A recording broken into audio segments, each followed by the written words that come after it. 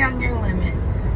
I'm a person that's constantly pushing beyond my limits in so many ways in life. In the way I think, the way I talk, what I learn. I'm constantly trying to figure out what is my limit. How hard can I go? How many days can I go without sleep? How long can I run? How long can I hold my breath? How long can I go without eating? Why do I go through these extremes, you ask? Well, in life, when you know your heart knows, when you know your self yeses, when you know what creates the most distress, then you know your boundaries, you know your parameters.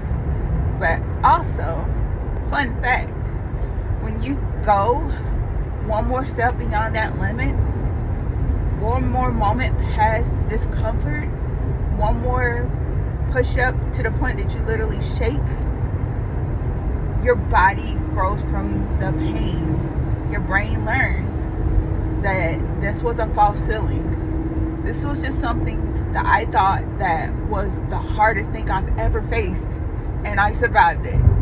And now I know I am stronger than I thought.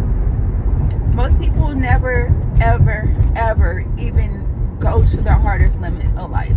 Most people have no idea what their 100% looks like. Most people barely know what their 60% looks like. 60% of discomfort from going without eating. 60% of discomfort from working out. 60% of having the hard conversations. Yeah, it's cumulative and in the best way.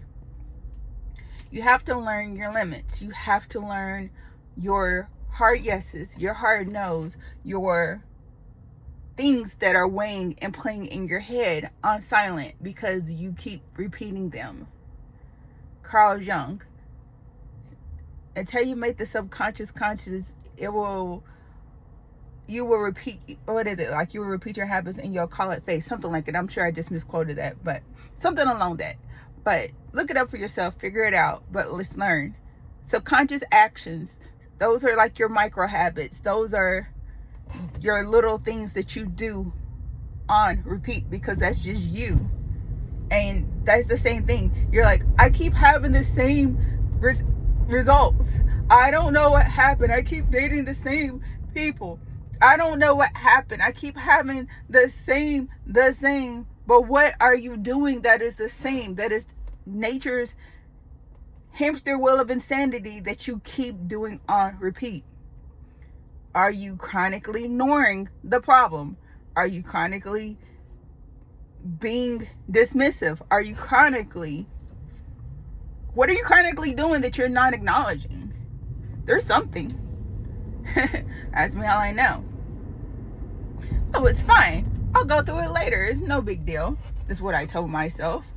And then yesterday, I decided to pull out some stuff that I just stuffed in a drawer, and I left it on the floor. I was like, man, I started going through it, and I was like, this is not a right now's problem. Right now, my biggest thing is I need to finish my hair, and I will worry about half of that stuff later because it's been sitting in there all those years.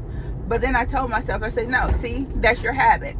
You start, then you put it back where it was because you don't want to face going through it. Yeah. So what did I do instead?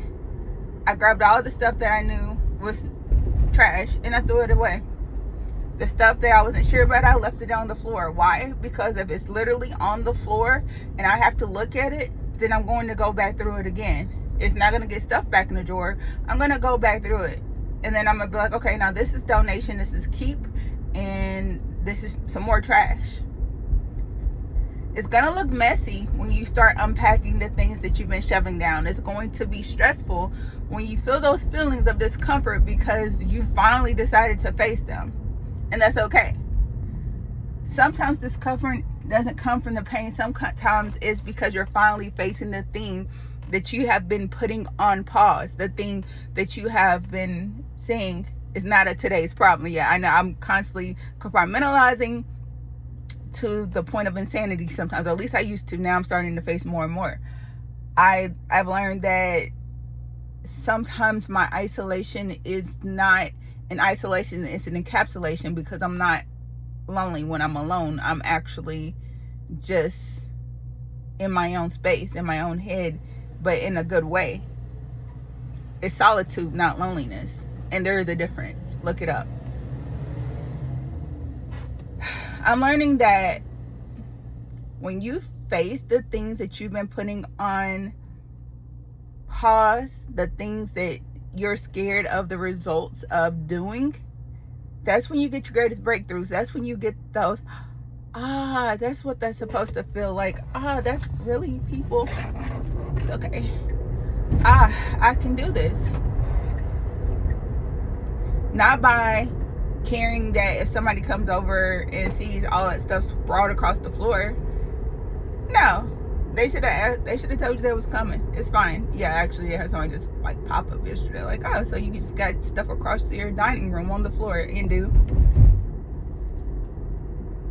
It happens like that sometimes. It be like that. But when you do deep cleaning versus surface cleaning, a lot of stuff's gonna come to the surface. A lot of stuff's gonna be out, and you're just gonna be like, what in the heck? What is this? How is this here? Who chose to stick that there? It's gonna be the same thing with emotional unpacking. What a lot of people don't realize is when you deal with clutter in your house, or even emotional clutter or things from your past, sometimes you feel worse before you feel better. 90% of the time you're gonna feel, oh my gosh, trying to eat GT Audi. Oh my gosh. Look at that car. Sorry. J'adore. Gosh, that car is sexy.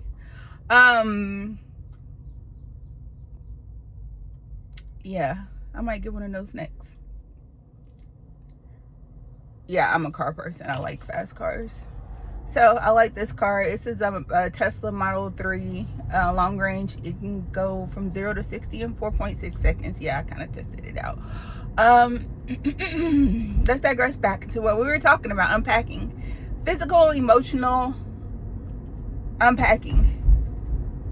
Even that I'm going to start tomorrow. That's compartmentalization. That is waiting. That is pausing. That is putting a pin in something that should be faced today. Same thing, same difference. We are all doing it in different ways, but then we're calling it faith.